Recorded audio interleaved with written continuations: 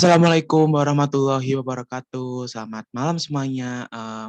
Terima kasih kepada teman-teman yang udah join mau berpartisipasi dalam pembuatan video pembelajaran kali ini. Tujuan dari pembuatan video ini tentu tak luput dari adanya tujuan tertentu ya, bahwa pembuatan video ini ditujukan untuk memenuhi tugas dari mata kuliah pengantar ilmu politik dengan dosen pengampu Bapak Agus M. Fauzi Official. Sebelum saya lanjut pada pembahasan kali ini dan materi pada malam hari ini, izinkan saya memperkenalkan terlebih dahulu ya teman-teman. Ada pepatah gini teman-teman, tak kenal maka tak sayang. Begitulah yang akan saya lakukan pada malam hari ini. Perkenalkan, nama saya Freski Datriska dari kelas 2021C dengan NIM 21040564075. Izin menjelaskan materi hasil penelitian saya dengan judul Efektivitas dan Efisiensi Penerapan Kebijakan PPKM bagi pedagang kaki lima di alun-alun Kabupaten Lumajang. Dari judul ini tentu ada latar belakang, pembahasan, inti masalah, dan lain sebagainya. Lanjut saja pada poin pertama yakni latar belakang. Pada awal 2020 lalu, dunia dikejutkan dengan wabah virus corona atau COVID-19 yang menginfeksi hampir seluruh negara dunia. WHO semenjak Januari 2020 telah menyatakan dunia masuk ke dalam darurat global terkait virus ini. Ini merupakan fenomena yang luar biasa yang terjadi di bumi pada abad ke-21 ini ya, yang tentu skalanya mungkin dapat disamakan dengan Perang Dunia Kedua. Karena event-event skala besar, contohnya pertandingan olahraga berskala internasional, hampir seluruhnya ditunda bahkan dibatalkan. Kondisi ini pernah terjadi hanya pada saat terjadi Perang Dunia saja, tidak pernah terjadi pada situasi lainnya. Terhitung mulai tanggal 19 2020, sebanyak 200 lebih orang terinfeksi virus corona, dengan spesifikasi 8.000 lebih orang meninggal dunia, dan pasien yang telah sembuh sebanyak 83.000 lebih orang. Virus corona ini menyebar dan menyerang seluruh negeri, tidak peduli negara maju, berkembang, atau negara miskin. Ada yang percaya dan mengantisipasinya dengan cepat, ada yang ragu untuk membantu kepustahan, dan ada juga yang tidak percaya dan bahkan ada yang ragu cenderung menyepelekan virus ganas ini. Pada akhirnya, semua negara tidak berdaya menghadapi virus kecil seperti ini. Perlu diketahui teman-teman bahwa virus corona ini tuh masuk di Indonesia sejak akhir Februari 2020. Mengetahui adanya virus corona masuk di Indonesia, tentu sistem pemerintahan Indonesia ini tidak tinggal diam. Salah satunya dengan adanya statement dari Presiden Jokowi yang mengatakan bahwa kita juga memiliki tim gabungan TNI atau sipil dalam penanganan ini. Tim ini yang belum pernah saya sampaikan sebelumnya. Selain itu, kata Jokowi, pemerintah juga memiliki standar operasional yang standarnya sama dengan standar internasional. Tentu langkah-langkah yang telah dilakukan oleh pemerintah untuk dapat menyelesaikan kasus yang luar biasa ini, salah satunya adalah dengan mensosialisasikan gerakan social distancing. Kita kan udah pernah sih menerapin gerakan social distancing, jadi dari gerakan social distancing itu bisa jadi itu merupakan langkah dari pemerintah yang telah tersosialisasikan sampai kepada kita. Perlu ketahui teman-teman bahwa konsep social distancing ini menjelaskan bahwa untuk dapat mengurangi atau memutus mata rantai infeksi virus corona atau COVID-19, seseorang harus menjaga jarak aman dengan manusia lainnya minimal 2 meter dan tidak melakukan kontak langsung dengan orang lain, menghindari pertemuan massal. Kita kan udah melakukan itu, apalagi di daerah kita tuh memiliki skala dan prioritas yang ketat, terlebih di Lumajang sendiri, bahkan bisa dikatakan alun-alun kota Lumajang itu ditutup, bahkan tidak ada sama sekali lampu penerangan yang istilahnya bisa menandai bahwa ini alun-alun Lumajang gitu. Jadi istilahnya gelap banget gitu di sekitar alun-alun Lumajang. Tujuannya apa ya? Karena biar tidak ada aktivitas, tidak ada pedagang, tidak ada interaksi di dalam alun-alun tersebut, begitu. dengan adanya kebijakan itu yang diterapkan Lumajang, tetapi hal ini dianggap remeh loh oleh masyarakat Lumajang. Kenyataannya, banyak masyarakat yang menggampangkan atau bahkan menyepelekan hal ini. Seperti contohnya, masyarakat menganggap enteng, tidak mengindahkan himbauan pemerintah. Dengan adanya kasus seperti di atas, tentu pemerintah tidak tinggal diam. Berbagai upaya dilakukan untuk mengantisipasi dan memperkecil kasus penyebaran virus ini. Jadi, em, emang kita hidup ini, tidak semena-mena dan tidak semata-mata sesuai dengan tujuan dan kemauan yang kita mau ya. Pemerintah Kabupaten Lumajang tentunya sudah siap dan sudah tanggap akan terkait isu persebaran virus corona ini. Terlebih jika dikaji dengan ilmu politik, bahkan orang yang tidak menggunakan masker, orang yang tidak menjaga jarak, orang yang tidak social standing itu, mereka bisa masuk ke salah satu stasiun TV dari Kabupaten Lumajang yang bisa disebut dengan Lumajang TV. Mereka juga di situ akan mendapat hukuman sih, seperti halnya menyanyikan lagu Indonesia Raya, push up, sit up, atau apapun itu yang diminta oleh aparat yang disediakan oleh para bupati itu sih. Melanjuti dari itu tadi saya jelaskan di tahun 2020. Tentu, kita sekarang di era 2021, hal ini masih berlanjut, program pemerintah memang ada, tetapi program pemerintah yang sekarang ini lebih bisa dikatakan kita lebih bisa beradaptasi terkait situasi dan kondisi yang ada pada saat ini, begitu teman-teman. Kebijakan-kebijakan baru pun yang dibuat pemerintah bahkan telah diberlakukan di berbagai provinsi di Indonesia seperti Provinsi Jawa Timur, terkhusus Kabupaten Lumajang. Diharapkan dengan penerapan kebijakan ini bisa sesuai lah dengan apa yang diharapkan oleh pemerintah pusat dalam menanggulangi em, permasalahan di era pandemik ini.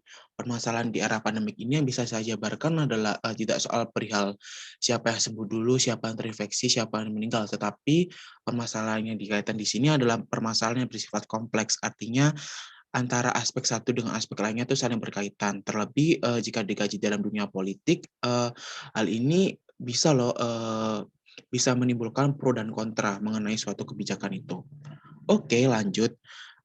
Dari latar belakang itu tadi, saya merumuskan masalah yang bisa saya katakan adalah seberapa besar sih pemberlakuan kebijakan PPKM ini yang berdampak pada efisiensi dan komunikasi warga dan efektivitas terhadap proses jual beli di kawasan alun-alun Lumajang. Pembahasannya teman-teman, sebelum kalian lanjut nih ke pembahasan intinya, aku di sini mau nekenin beberapa poin-poin aja terkait konsep dari judul aku. Jadi, di sini aku akan menjelaskan pengertian efektivitas dan efisiensi. Efektivitas adalah cara untuk mengukur keberhasilan dalam mencapai tujuan.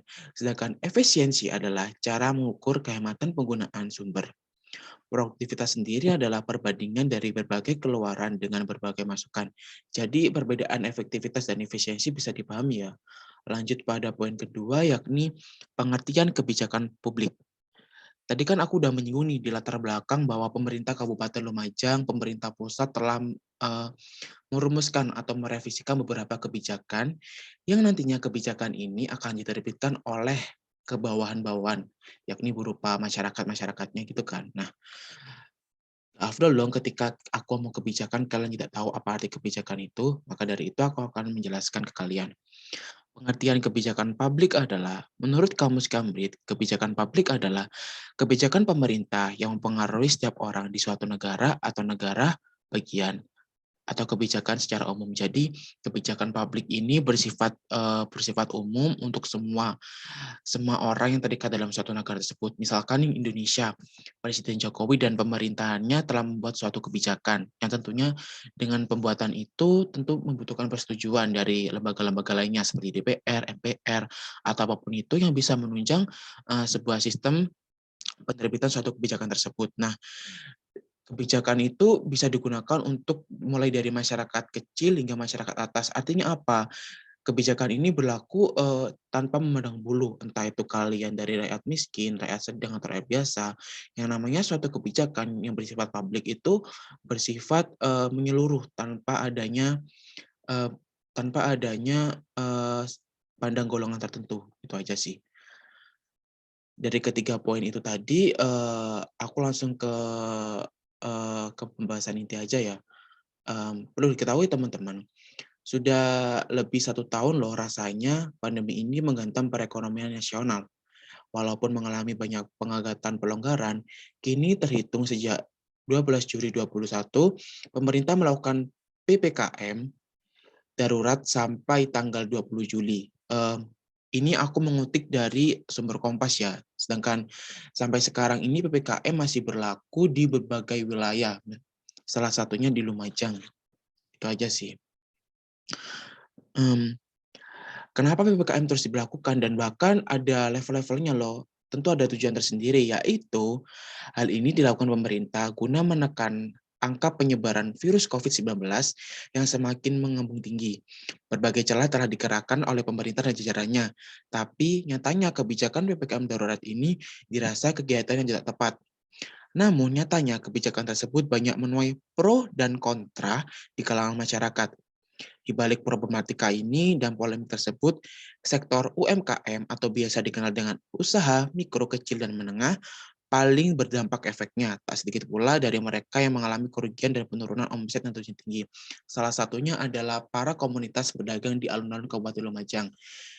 Saya telah mewawancarai beberapa pedagang di sana. Mereka terbuka atas pertanyaan yang telah saya ajukan bahwa dengan adanya kebijakan PPKM ini, dengan adanya tadi lampu alun-alun yang dimatikan, artinya komunikasi dan interaksi di alun-alun terbatas, ini bisa berpengaruh loh terhadap penghasilan mereka. Mereka mengatakan mereka memang risau dan mereka belum bisa beradaptasi pada tahun pertama di 2020 itu tadi. Terlebih di 2021 sempat mengalami pasien virus corona ini sempat mengalami pengelonjakan yang cukup besar. Jadi pemerintah Kabupaten Lumajang tidak tinggal diam ya, dengan menerapkan beberapa kebijakan tadi, tentunya bisa membuat beberapa beberapa orang itu istilahnya manutlah akan segala perlakuan yang dilakukan oleh pemerintah Kabupaten Lumajang. Lanjut. Perlu ketahui teman-teman bahwa UMKM di Lumajang ini sangat banyak ya, dan UMKM ini diharapkan sebagai roda pendorong pemulihan ekonomi dan menyerap angka pengangguran di Lumajang. Jadi masyarakat di Kabupaten Lumajang itu memang terdiri dan beragam varietasnya, misal dari segi suku, adat, budaya, pekerjaan, dan hal ini tuh menjadi sebuah kebanggaan dari Kabupaten Lumajang, terkhusus jajaran pemerintahnya dalam mengelola Kabupaten Lumajang ini. Nah, dengan adanya keberagaman dari Kabupaten Lumajang ini, bupati dan sistem pemerintahannya, kita semua juga berharap bahwa Lumajang bisa loh membawa nama baik Lumajang di era provinsi, nasional maupun skala internasional dengan beberapa prestasi, dengan beberapa yang ditentukan oleh bupati tersebut. Lanjut. Mmm Dengan adanya permasalahan seperti ini tentu, pemerintah tidak tinggal diam dan, ada loh beberapa kebijakan-kebijakan yang diterbitkan oleh pemerintah pusat, lalu disalurkan kepada pemerintah daerah untuk menanggulangi krisis ekonomi yang terjadi pada para pedagang.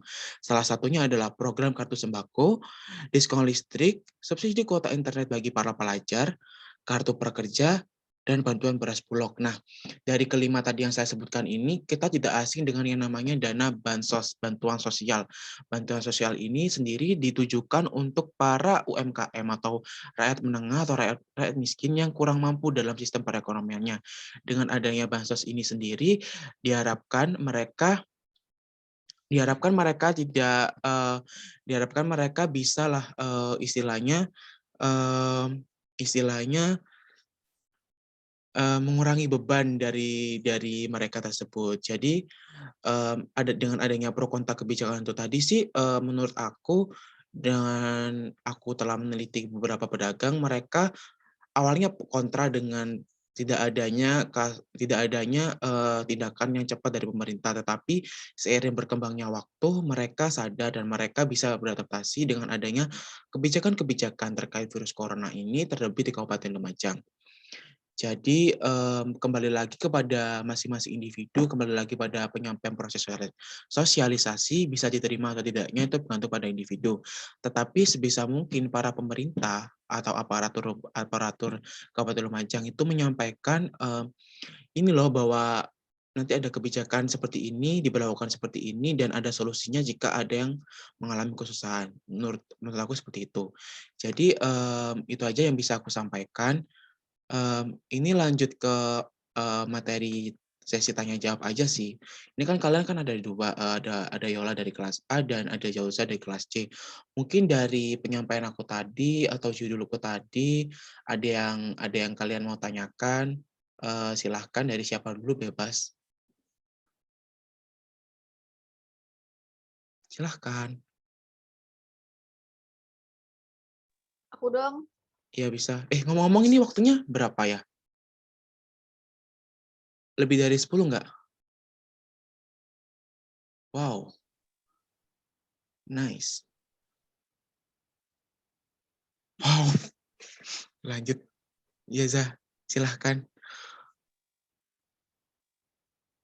Aku izin bertanya dong, kenapa sih kok Fredo milih penelitiannya tentang hal ini? Kan sebenarnya permasalahan itu banyak ya.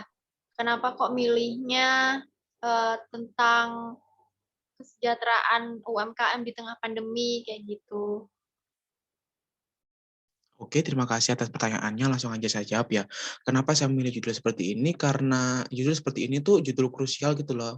Nyatanya sampai sekarang itu topik seputar pandemi COVID ini tidak pernah henti-hentinya eksis di kalangan para pelajar, khususnya kita mahasiswa Universitas Negeri Surabaya. Jadi menurut saya ketika saya mengambil program sosiologi, tentu kaitannya dengan kita mempelajari pola masyarakat. Jadi UMKM itu merupakan bagian dari kita, suka dukanya mereka juga merupakan suka duka dari kita. Seperti itu aja sih. Lanjut ke apakah bisa diterima Jauza?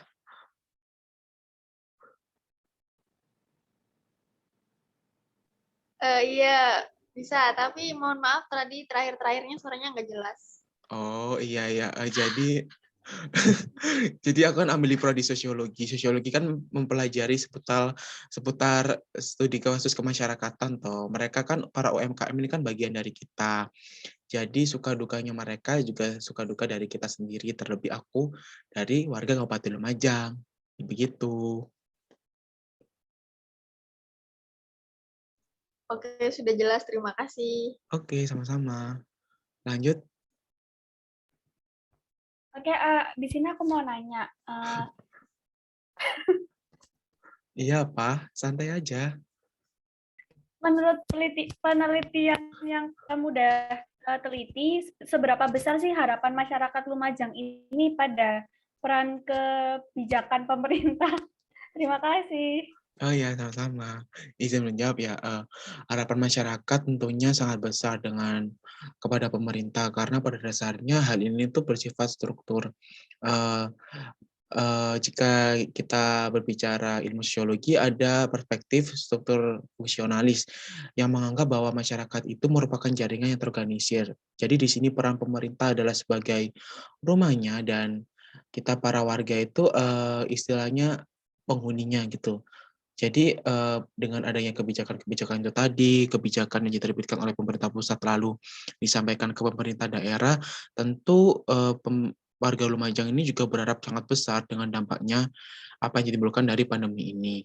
Tidak terlepas dari segi ekonomi aja sih, segi kesehatan, segi interaksi dan sosialisasi, mereka menganggap untuk segera pergilah yang namanya virus corona ini agar kita bisa berinteraksi, bersosialisasi dengan lingkungan sekitar. Jadi istilahnya kalau dibilang seberapa besar, tentu besar banget. Apalagi aku selaku pelajar, selaku mahasiswa menginginkan adanya pertemuan tatap muka secara langsung di Universitas Negeri Surabaya. Jadi harapannya semoga pandemi ini cepat berakhir, semoga kita bisa ketemu offline di Universitas Negeri Surabaya tercinta.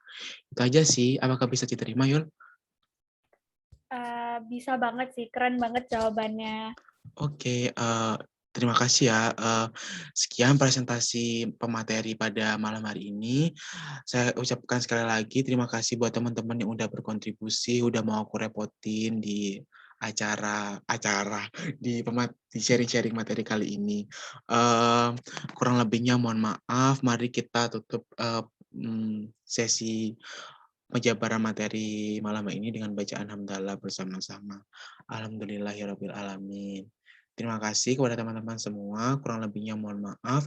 Wassalamualaikum warahmatullahi wabarakatuh. See you.